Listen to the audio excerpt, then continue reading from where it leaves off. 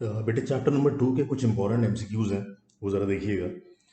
अगर पूछा जाए कि distance of 4,5 from Y axis, मतलब अगर आपको कोई पॉइंट दिया हुआ है और उसका आपसे डिस्टेंस पूछा जाए वाई एक्सिस से, तो बस बेटे याद रखना, जब वाई एक्सिस से डिस्टेंस पूछा जाए तो एक्स की वैल्यू जो होगी वो आपका रिक्वायर्ड आंसर होगी। यानी डिस्टेंस कितना होगा? 4 यूनिट्स। यानी जब वाई एक्सिस से डिस्टेंस पूछा जाए किसी पॉइंट का तो आप उसकी एक्स वैल्यू में आंसर देना, और अगर एक्स एक्सिस से डिस्टेंस पूछा जाए किसी पॉइंट का तो आप आंसर में उसकी वाई वैल्यू बताना। तो इसका मतलब अगर एक पॉइंट आपको दिया गया, इसका मतलब अगर आपको एक पॉइंट दिया गया 4,5, तो इस पॉइंट का वाई एक्सिस से जो डिस्टेंस होगा वो उसकी एक्स वैल्यू होगी, और एक्स एक्सिस जो डिस्टेंस होगा वो उसकी वाई वैल्यू होगी। क्लियर हो गई बात? अब जरा अगले इंपॉर्टेंट कुछ पॉइंट्स देख लीजिए। स्लोप ऑफ एक्स एक्सिस बेटे हमेशा जीरो होगा, स्लोप ऑफ वाई एक्सिस हमेशा इनफाइनाइट होगा, स्लोप ऑफ हॉरिजॉन्टल लाइन हमेशा जीरो होगा, स्लोप ऑफ वर्टिकल लाइन हमेशा इनफाइनाइट होगा। अब अगर लिखा हुआ है कि slope of line parallel to X axis तो उसका भी स्लोप जीरो होगा, या slope of line parallel to Y axis तो उसका स्लोप इनफाइनाइट होगा। अगर बेटे दो लाइंस आपस में परपेंडिकुलर होती हैं तो उन दोनों के स्लोप आपस में इक्वल होते हैं, ये आप ऐसा पढ़ चुके हैं चैप्टर 2 में। अगर दो लाइंस आपस में पैरेलल हैं तो दोनों के स्लोप्स इक्वल, और अगर दो लाइंस आपस में परपेंडिकुलर हैं तो दोनों के स्लोप्स का जो प्रोडक्ट होता है वो बराबर -1 के होता है।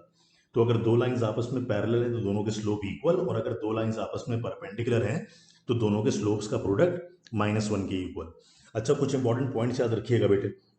जब भी किसी ट्राइंगल में पॉइंट ऑफ इंटरसेक्शन का जिक्र आए मीडियंस का, तो उससे डेफिनेशन हमेशा सेंट्रोइड की याद रखिएगा। और जो सेंट्रोइड होता है वो किसी भी मीडियन को हमेशा 2:1 में डिवाइड करता है। ये थ्योरम है जिसकी वैल्यू आपको याद रखनी है 2:1। ठीक, यानी मीडियन का जो पॉइंट ऑफ इंटरसेक्शन होता है वो सेंट्रोइड होता है, और सेंट्रोइड हमेशा मीडियन को कितने रेशो में कट करता है?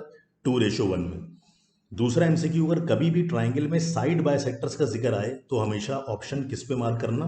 सरकम सेंटर पे। जब भी कभी ट्राइंगल में साइड बायसेक्टर्स का जिक्र आए तो सरकम सेंटर मार्क करना, और जब भी कभी इंटरनल बायसेक्टर ऑफ एंगल्स का जिक्र आए तो इन सेंटर मार्क करना।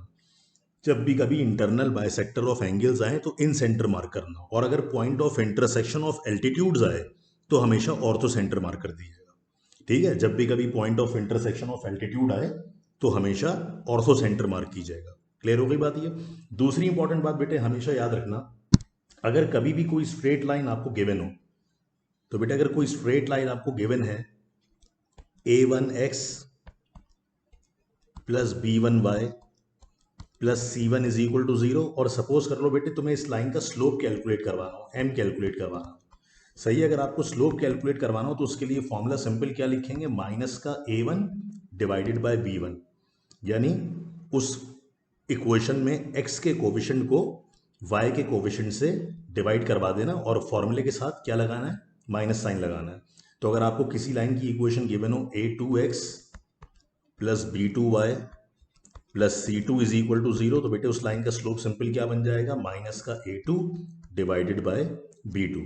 तो किसी भी स्ट्रेट लाइन का अगर आपको स्लोप निकालना हो और उस लाइन की आपको इक्वेशन पहले से गिवन हो, तो वो इक्वेशन स्टैंडर्ड फॉर्म में होनी चाहिए। पहले x हो, फिर y हो, फिर कांस्टेंट हो, और स्लोप किसके बराबर हो जाएगा? तो minus coefficient of x divided by coefficient of y।